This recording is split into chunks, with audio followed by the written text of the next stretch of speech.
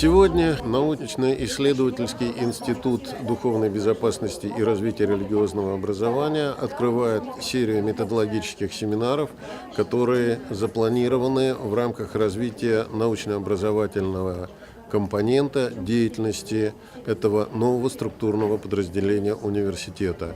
Работа, которая осуществляется сегодня, проводится совместно с НИНЦ, Управление образования и педагогической общественностью нашего города, и посвящена методологическим и методическим проблемам преподавания основ духовно-нравственной культуры народов России в школах поликонфессионального и полинационального региона, которым и является наш Башкортостан.